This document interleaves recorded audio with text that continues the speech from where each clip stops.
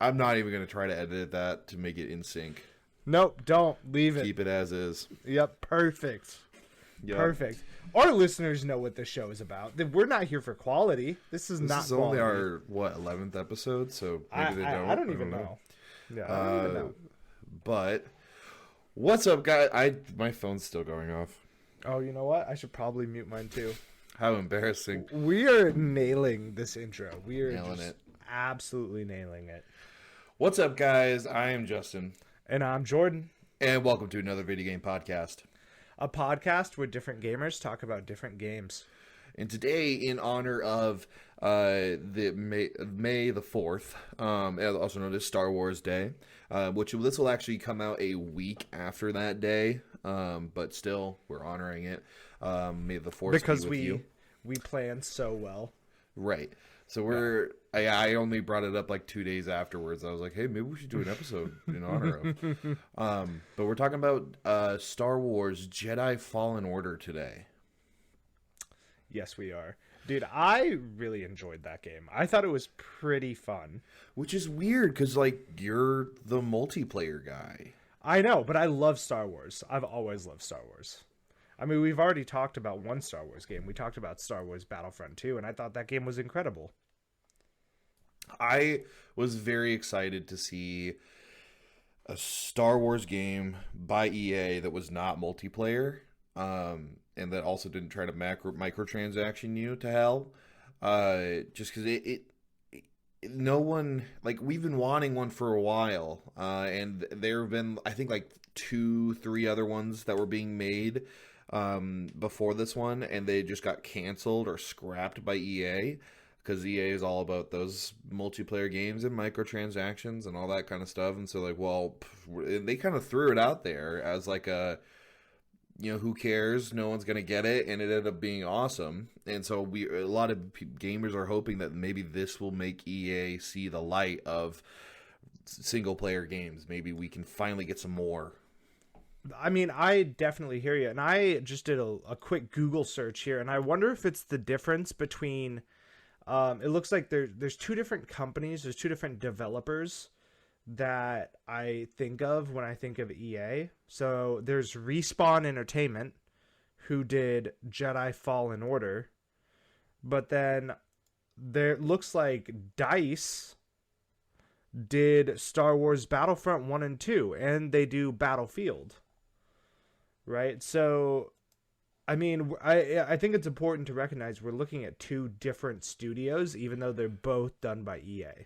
Well, EA is the producer, like the publisher. Like they're the publisher. I mean, they publish the games. Yeah. But what EA likes to do normally when they buy a company is they force them to create a game that is outside of their realm of expertise, and then blame them for it. Like smooth. BioWare, who is one of the greatest story game makers of all time, being told to make a games as a service with Anthem, stuff like that. But first and foremost, we are going to get into spoiler territory. Especially, there is one note that we have in here that we're going to talk about that is a spoiler for the end. And so, if you haven't played the game yet, why not? If you're a Star Wars fan, why have you not played it? But this will highly recommend. Yeah, definitely. I mean, spoiler for the podcast right now. I highly recommend this game. It is a phenomenal game. We'll get into a few things that I didn't like about it, but overall, I really enjoyed the game.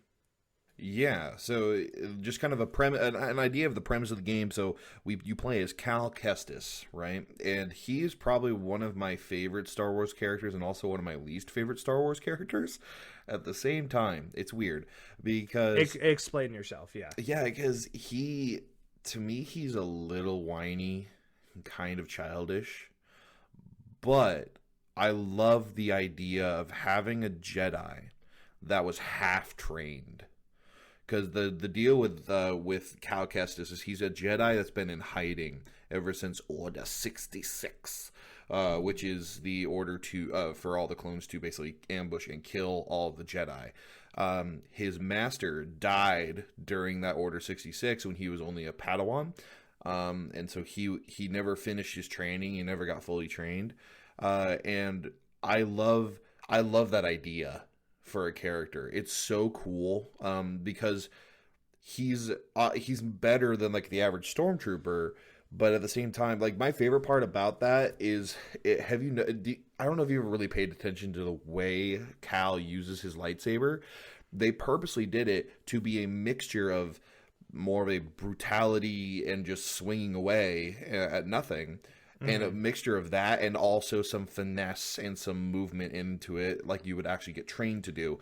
They mix that two together to get his kind of specific style, which I think is fantastic. How do we know how old Cal was in the game? Because I think that character trait of him being whiny would make a lot of sense if he's only like 17. I was going to guess he's in his early 20s. Yeah. I'm going to look it up real quick. Yeah, go and look it up, man. But yeah, you play it and you're kind of roped into learning a little bit more about what it's like to be a Jedi when you're being hunted down by the Inquisitors, which is actually canon. They started in Star Wars Rebels, and they are Jedi that have come over to the dark side either with manipulation or torture from Darth Vader, and they basically work for Darth Vader to hunt down and kill anyone else that is strong with the Force or is Jedi. What was that other game that was that kind of like that same situation where, oh my god, it was a Star Wars game. You play as Is it a single player game? Yeah, it's a single player game. Are you thinking of KOTOR? No, it's a single player game where you play as like an apprentice of Vader. That's different, but that's two. There's Force two Unleashed. Force Unleashed, yes. Yeah, yes. That's actually a really good place to start with in terms of like the differences between this and any other game is that like you aren't Starkiller from Force Unleashed. You are not. Because Starkiller was a monster. Like stormtroopers are cannon fodder, and there's the amount of force power that he had was absolutely incredible, and he could bring down Star Destroyers and stuff. Cal is not doing any of that. Yeah, the difficulty of the game and the way that it's presented is like a stormtrooper can kill you if you play your cards wrong. So I did look it up real quick, and that character trait does make sense because this game is only 5 years after Order 66, which puts Cal at 17 during the age of the game, which now, like, his whiny, immature attitude kind of makes sense. Like, he's not mature. He's not even in his 20s, you know? So, like, of course, he's a little whiny, right? But on the other hand, like, I don't know. I didn't hate Cal. I didn't really think that, but I could understand why somebody would think that Cal was a little bit whiny. I just fucking hate kids.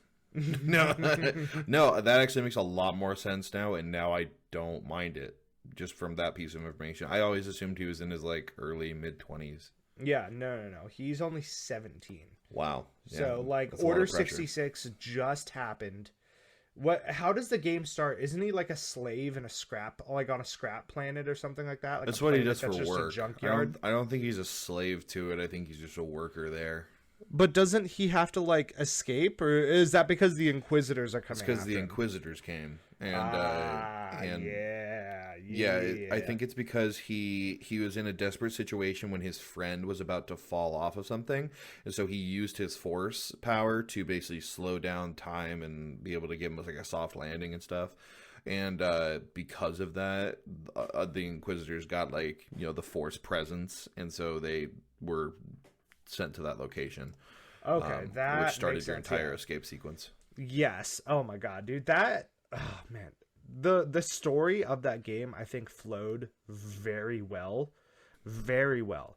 I want to talk about the only thing I didn't like about the game, and as I did feel like it was a little short, just a little. Like it wasn't like horribly short, but I I definitely understood that they went for quality and not quantity, but I could have used a little more quantity for the game.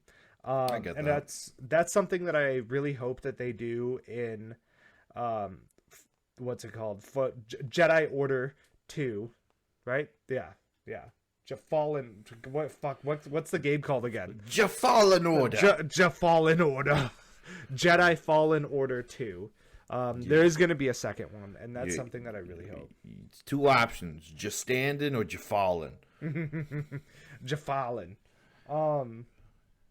And I think that a good way to do that is if they just add like give me some more puzzles. I'm all about like these very like 3D puzzle rooms where you have to use the Force. I think that's one of the things that made the Uncharted games so great, and the fact that we haven't even talked about doing an Uncharted episode bothers me, and we will have that discussion after this, but For sure, it's very unique, and I think that there's one game or one set of games I should say that it actually is the most similar to than anything else, and that's the Dark Souls, the Soulsborne series from Software.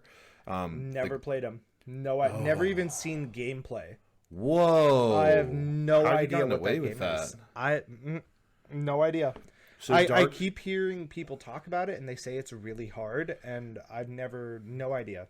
So yeah, Dark Souls and Bloodborne are like they're both like story is secondary completely.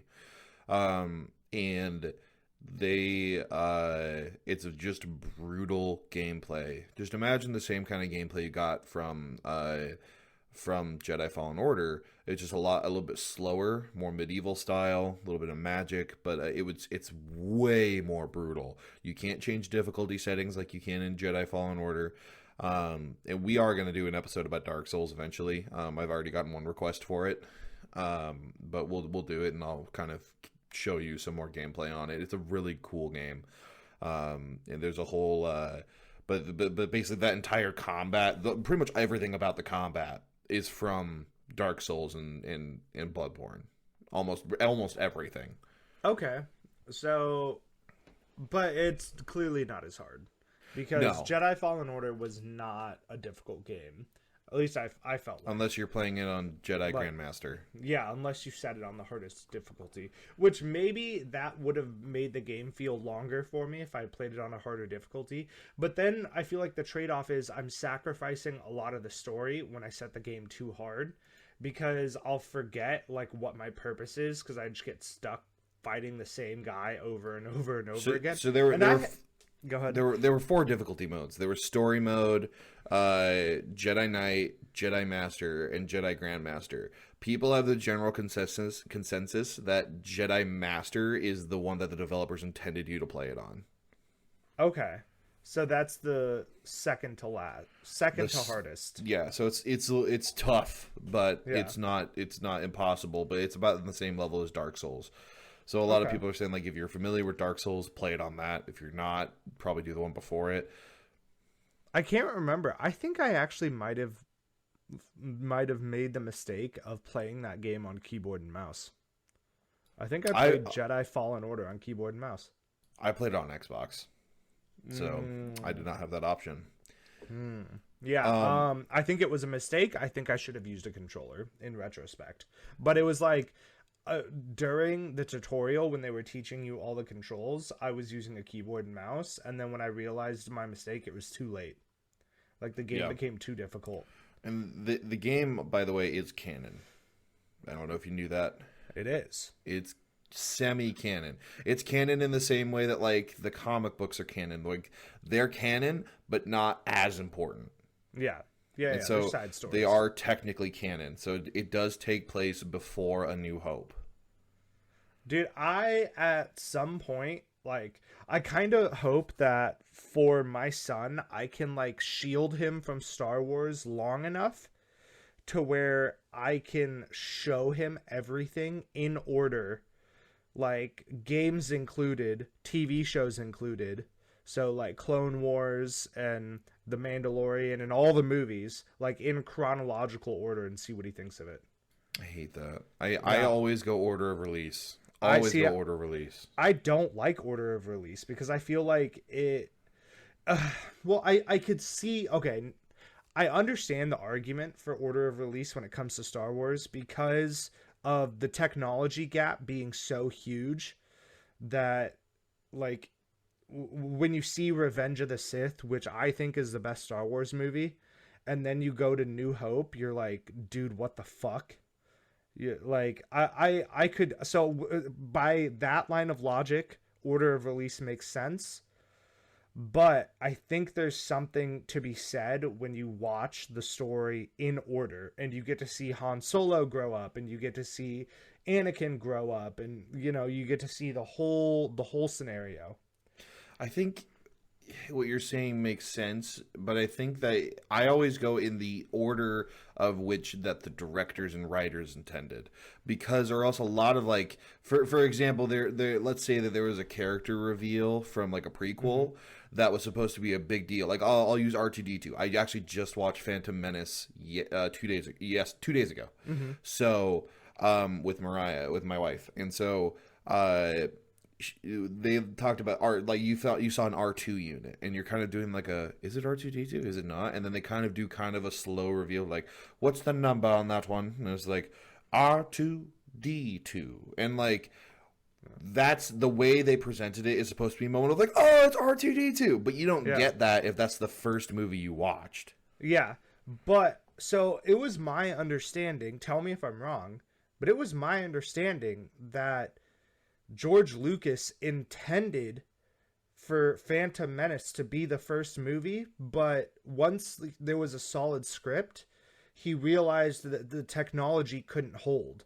He couldn't create the first three movies with the current technology, so he decided to start with New Hope for the initial movie because it seemed like the least technically difficult. And then because like when Star Wars initially released, it was just Star Wars, right? It wasn't like Star Wars A New Hope. And then it got re-released a couple years later as Star Wars Episode 4. Like that's what it was called. Like I'm pretty sure it was Star Wars Episode 4. Like literally in like the 80s they were calling it Episode 4. So the thing with, we're getting way too deep in the movies. I don't I understand know. on this.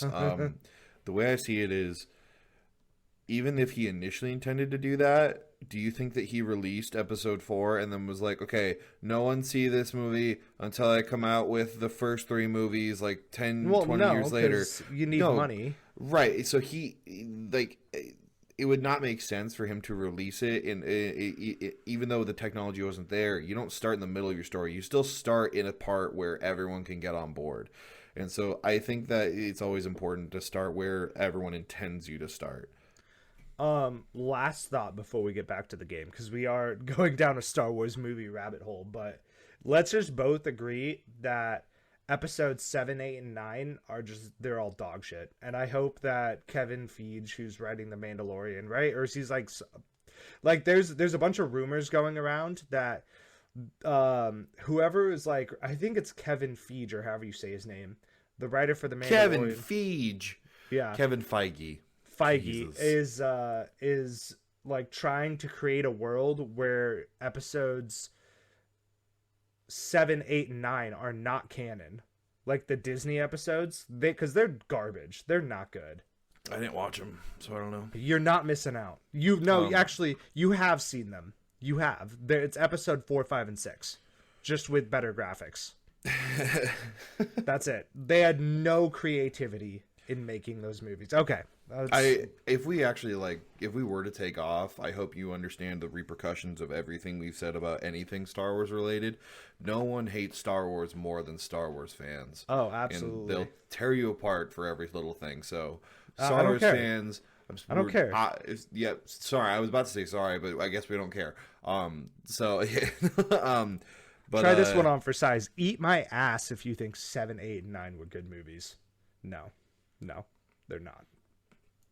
I think people aren't really going to get mad at you for that as they are for you saying that Revenge of the Sith or No, Revenge. Yeah, Revenge of the Sith was your favorite movie. Oh, it's the best one, hands down. Yeah, I think that you're probably going to get more slack for that than anything else. I think that if you say anything other than Empire Strikes Back is the best, you're going to get attacked. I mean, Empire Strikes Back was good, but I think just because the the actual graphics of Revenge of the Sith were so good, and it was such a pivotal That means point nothing of the movie. to me, though. Because, like, See, graphics mean like, nothing to me on what's a good game, what's a good movie. The effects are just secondary. They're just, like, icing on the cake. I like graphics. It doesn't I change do. what the I'm a quality of vain the movie bitch. for me. Okay, let's get back to Jedi Fallen Order. Let's get back Jesus. to the game. One of the questions that I had, there are chests you get along the way. There are collectibles basically where you have to backtrack a lot. So not only is it like Dark Souls, it's also what's called a Metroidvania type of gameplay style. Which if you ever played any of the Castlevania or Metroid games, that's where it kind of started. With you get this big map. In Jedi Fallen Order's case, a bunch of little maps, and you have to progress so far. So, like, let's say you're at the beginning, there's a door you can't get past until you progress further in the story, and you get this one ability that lets you go back. So it's a lot of back and forth and backtracking with new things that you have, and that's called a Metroidvania. So it's a merging of like Dark Souls and Metroidvania, and so you have to backtrack a lot to get a lot of these chests and collectibles, and all they usually have in them is one of basically four things: ship cosmetics, which first of all, you do not fly a ship, you fly in a ship controlled by someone else. You are never in control of a ship. Your robot named BD1, your poncho, which is a weird thing to say in a Star Wars movie. Like, yeah, Cal has a poncho, and it actually looks really cool. And your lightsaber pieces. You only get those for cosmetics. And so I'm like, is it worth it? Because 90% of the ponchos I got, I hated. And most of the, like, anytime you equip something in the light for your lightsaber, like, yeah, it's cool, and it looks really cool when you're customizing it, but 90% of the time, it's just a few pixels, and your hand is covering it up anyway. So you're not going to see that. Like, is it worth it to you? Because for me, it's not really worth it. I mean, I will say, on one hand, what you were saying about, like, the ability to go back, like, to get a certain chest or to progress through a different part of the world, which also was a lot of times the case in Jedi Fallen Order. Like, you couldn't get to this whole section of this world until you gained a certain ability. I think it's a very creative way for studios to save money in developing costs. I'm not disputing the method. I love that method. I love Metroidvania type stuff. It's a pretty decent method. But you're right. I did not care about the cosmetics. I mean, the only thing I really cared about was there was like one poncho that I liked, and you were right. The rest of them were terrible. And then the color of my lightsaber, like getting to choose the color of the lightsaber, that was pretty cool. And like, well, that's also part of the story. Yeah, that is part of the story. Is like you find a certain crystal, like what are they called? Kyber crystals. Kyber crystals. Kyber crystals. Kyber crystals. You call yourself a Star Wars fan, Kevin Feige. You're losing your credibility by the minute. That's okay. What credibility? What? We're just two douchebags on the internet talking about video games. We have no credibility. We're two douchebags on the internet. You nailed it. What do you mean what credibility? I barely have a college degree. All right. Oh my god. Jesus. What color did you choose when you got to do your lightsaber? I chose indigo. I switched it around a lot. Really? Yeah. I think indigo was a good one. Could you pick red? No. No. No, you got to pick orange, green, blue, purple, indigo. Are you sure that wasn't like a paid, like if you got the premium game, you could have a red saber? No, I think the orange, my bad. Orange was if you like pre-ordered or whatever. Okay. Yeah. Shit. Then I think I did use the orange a little bit, and just because it was a unique color. Oh, I did use pink for a while. I remember that because that was cool. I was like, oh, I've never seen a pink lightsaber before. Yeah, I that's why I chose indigo because I'm like, man, Hmm. it's like in between a blue and purple, and I love it. Purple's my favorite color, and normally I would go with purple, but I was like, this is unique. This is cool. Yeah, absolutely, absolutely. Let's find another question here. Let's find another question Um, here. I I want to do this one real quick just because I love this question. Yeah. So it kind Is of ties this in. is It this kind the of big spoiler alert one? Yeah. This is the big Okay, spoiler. spoiler alert. Okay. If you have not Um, played the game and you want to play the game, stop listening here. this also ties into another question of what's your favorite moment in the game, which this is my favorite moment, which is so you get done fighting the big baddie, which is known as the second sister. She's one of the Inquisitors. There's a big reveal with her that we won't go into because it's kind of foreseeable. But there's you defeat her. You don't kill her, and she has her helmet off. She's doing a dialogue to you. Then she stops talking, and she starts getting choked out. And you see from the back in like a balcony behind her, Darth Vader shows up, and Darth Vader has made no entrance into the game whatsoever before None. this. Yeah. And I don't think I've ever been more terrified of Darth Vader than in that moment because like kind of like costume limitations and stuff. He's not super menacing in the movies. No, he's not. I think the his scariest moment actually as like in costume Darth Vader is from Rogue One when he's killing everybody in that True. hallway. Yeah. That's the scariest moment for like in movies. But dude, in that scene, it was terrifying. And You like really experience like the raw power that Vader has. and it starts like a second boss battle and you're like, oh my god, like, do I have to beat him? And then like you will not get a hit on him. He will destroy you. And you even try, like, he's choking you out at one point and you cause like some debris in the background to try to fly at him. He catches it with his other hand. He's like, nope. And he like no matter, and you just have no choice but to run. And at the end, it like he pursues you with like that menacing walk, and you're booking it. You're like running and parkouring out of there, and like you get in an elevator. And somehow he's always right behind you. Right behind you, and he is so scary and so powerful. Like the whole room you're in starts like crumbling around you, and it was Well, terrifying. and like the whole like path to get back is like destroyed, and you're like jumping from piece to piece that he's like ripping apart. Dude, Yeah. it's wild. That was a really good moment in the game. I could see why that is your favorite. I don't think that's my favorite though. What's your favorite? I think my favorite was the mission of actually like getting your lightsaber, like getting your new one. Oh, yeah, putting yeah, it yeah. putting it together and like finding your, how do you say it? Your Kyber crystal. Kyber crystal. Mm-hmm. Jesus. Of finding your Kyber crystal.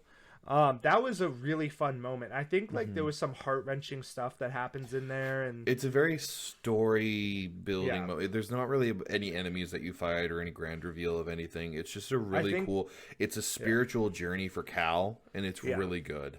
I think that's like for at least for me, that was like the pinnacle moment in that game.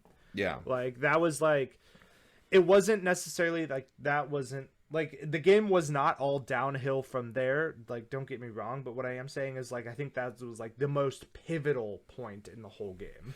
It's the arc because like the reason you have to go there is basically you have a lightsaber. It's your master's old lightsaber who died, and you're trying to enter into this.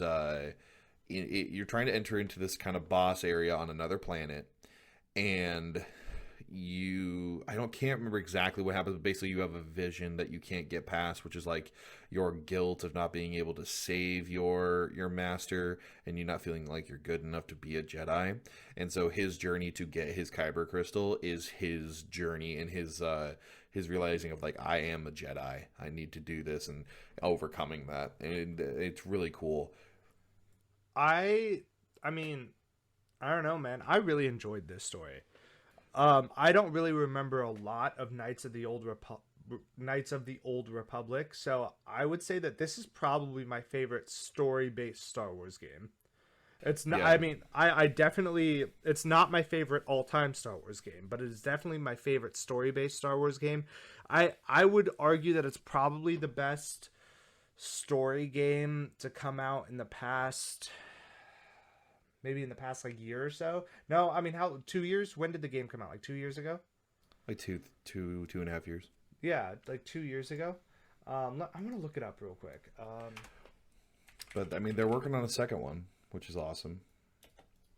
But gosh, well, what do you want in your sequel? Game came out November 15th of 2019. So, yeah, About a year and a half 2 years. ago. Yeah, a year and a half. In my sequel, I would like a longer game with a couple more like 3D puzzles. I really enjoy those. I think those are quite fun, and I think they add like an extra layer to the game. I would like to see better cosmetics, or possibly like items that are weapons. Like I find an item like it would be cool if like you can choose to have a single edged lightsaber or a double bladed lightsaber in the game. Like what if I could have a lightsaber like Kylo's? Jesus Christ, dude. Kylo. What is Kylo Ren. Kylo? Yeah, Kylo. Jesus, what's going on with me today, man? Like Kylo. This whole episode is just listening to Jordan have a slow stroke. I know, man. I know. Slow stroke. Just slowly dying. Stop. Don't say slow stroke like that.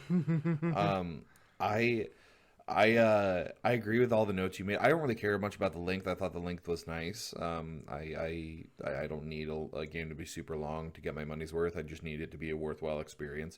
But I would like, this is kind of just me.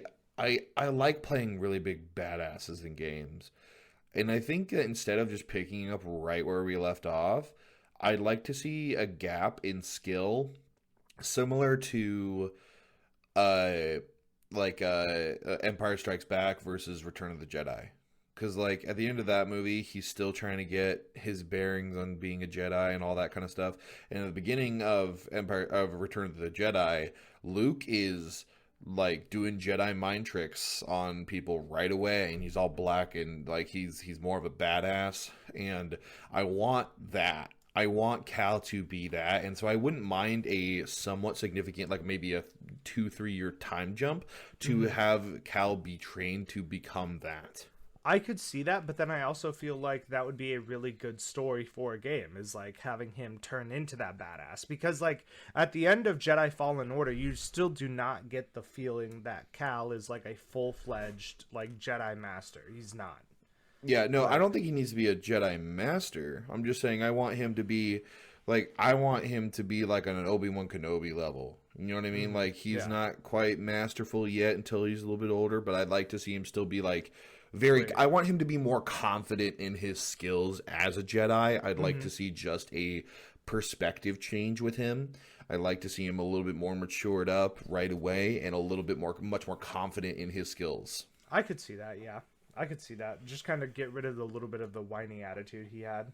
Yeah, like we saw his beginning development and his change from trying to run away to actually facing it, facing the issues with him being a Jedi.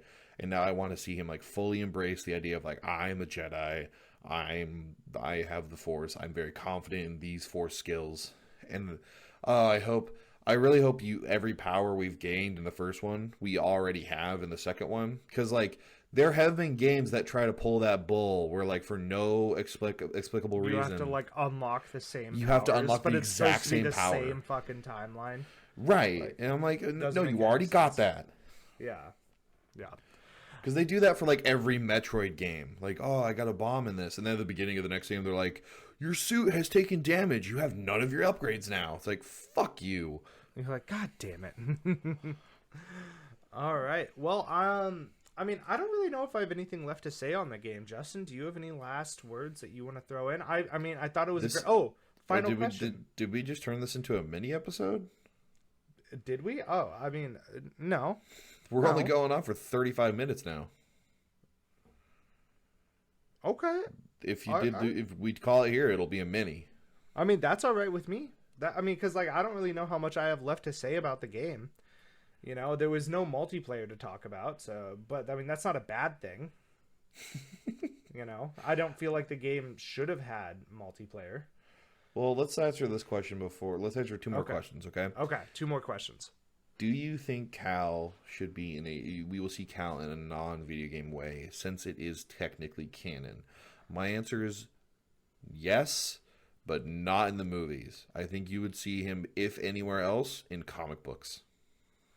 I could see that. I'm trying to think. Is there really any?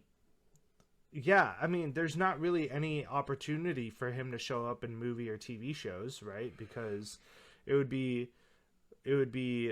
before. Yeah, it would be before Rogue One and before Solo, but after Revenge of the Sith.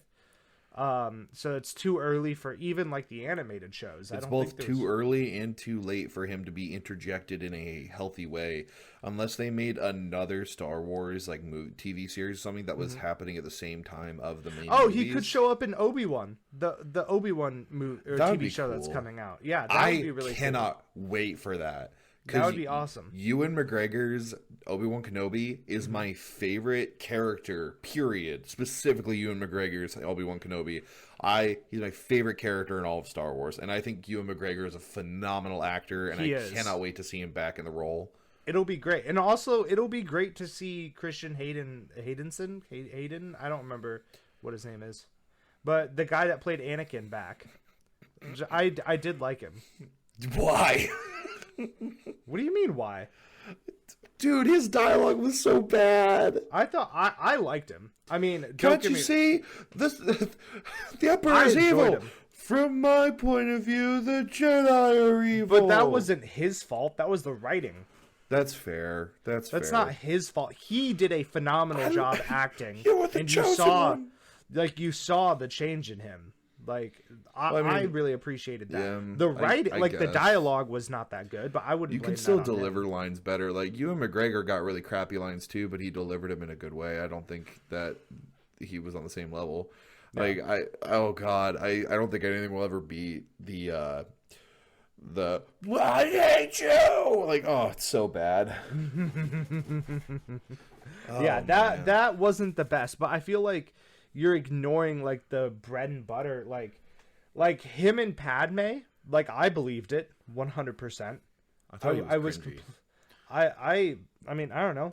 Him as a really baller Jedi. I believed it. You're right. It did get a little choppy when he flipped over to the dark side. It wasn't the best, but I don't think he was an extreme, especially now that I've been spoiled by like the Clone Wars and stuff, which animated acting can still be acting. And like seeing Anakin Skywalker on there and stuff and like be just a more convincing character, you can deliver really crappy lines in a very compelling way. And I don't think that when he was side by side with Ewan McGregor that it was a matchup at all. But granted, I mean, almost all the prequels do not have good dialogue actors.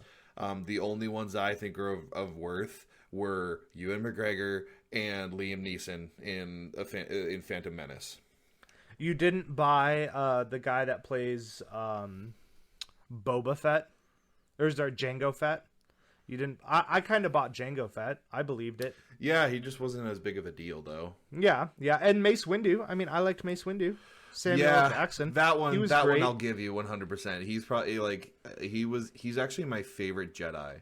Yeah. In like the Star Wars universe. He just because of do you ever hear the reason why he had a purple lightsaber? So like because he learned to control the dark side. Yeah. Well, that's the canon reason, because like a purple lightsaber means that you take in the dark side and you filter it out in like you accept the dark side into you, but then you basically conquer it within you. And so like you mean the Samuel L. Jackson reason for wanting a purple lightsaber? Yeah, I heard about that. He just said, "I need a purple lightsaber," and it was, and I think he especially said he liked it because of that giant battle with all of the in like the arena. He's just like, because you can't see anyone else over there. Like, I can just look over me and like, hey, it's me. Just one purple lightsaber. But that's why you also see so few of those purple lightsabers, is because most people that try to go that path with being a Jedi just end up becoming a Sith. Damn. But last question: is it worth $60? Is it worth $60? This is a tough one for me because I did feel like the story wasn't quite long enough. I think for me, what I'm realizing is that if I'm going to spend $60 on the game, I want like a service sort of deal going on. Like I want there to be replayability. I do not think that story only games, I'm realizing, should be $60. I don't. I think they should be like $40. I'm the total opposite. I want my story-based games to be 60, and I think games like COD should be like 40. Really? Yeah, just because like. But you get so much more gameplay out of it. But you don't really. Like, think of it this way. Like, I get a new map in COD, right? Mm-hmm. I'm not playing I'm not playing anything different. I'm not doing anything different. It's just looking at different things. But I don't think of it as that. I think of it as total hours played. Right? Like, I almost view video games as an investment on my time. I see it more as, like, buying food. Like, I would rather I would spend really good money, like, to get a amazing steak that may not even fill me up, rather than, I would spend money on that, and I see COD more like a $20 buffet. You ready to hate me for a second? You ready to hate me? Yeah. I don't like steak. You still understand the analogy. Yeah, I do. A good burger or whatever. Yeah. Like, I'd rather spend like good money for that one item than and I would spend $20. I wouldn't spend that same money on a buffet, like a shitty buffet. Yeah. I mean, I could definitely understand that, I guess. I don't know. For me, I don't know. Maybe it's just because I think I used to be like that. Like, I used to agree with you on that a little bit more. And then you started going to buffets too much. You know, you're probably not wrong. But I think for me, because I feel like I'm slowly running out of time to play video games, like I can kind of feel it, like I'm about to get married. Riley wants to have kids right away. I know even just over the next 2 months, me getting to my computer just to do this podcast will be a little bit of a struggle because I'll have my kid around. You know, like I think I view video games now as an investment on my time, and I look at it as like dollars spent divided by total hours played. Does that make sense? I understand where you're coming from. I just don't agree. Yeah. But let us know what you think, people. Would you spend $60 on the game? I would. Jordan wouldn't. I would spend. I didn't really give an official answer. It is a high quality story, so I would say I would be willing to spend $45 to $50 on the game. Almost 60, but not quite. I would probably still pay $60 for this game. Yeah. Let us know what you think. Let us know on Twitter, Facebook, comment section if you're on YouTube. Spotify, if you're listening on Spotify, you've been killing it. We're getting 2 to 3 new Spotify listeners every week, which is awesome. So we're starting to get a little bit more traction there. But yeah, we're on every social media now, except Snapchat. We won't be there. I don't care. But we're on every other social media. So Instagram, Facebook, Twitter, Spotify, Apple Podcast, YouTube. Share with your friends. Always share with your friends. I'll stress that more than anything else. You can like it, whatever. Sure, that's fine. That's great if you want to keep helping, but share with your friends. Absolutely. And again, just thank you everybody who is listening. We really appreciate it, and we really enjoy doing this, and we're going to keep doing it. So yeah, that's that. Yep, absolutely. Well, if there's nothing else, Jordan, may the force be with you. Mm-hmm. May the fourth be with you too. May the fourth be with you. I should have started this episode with "Hello there." Hello That's there. it. Yeah.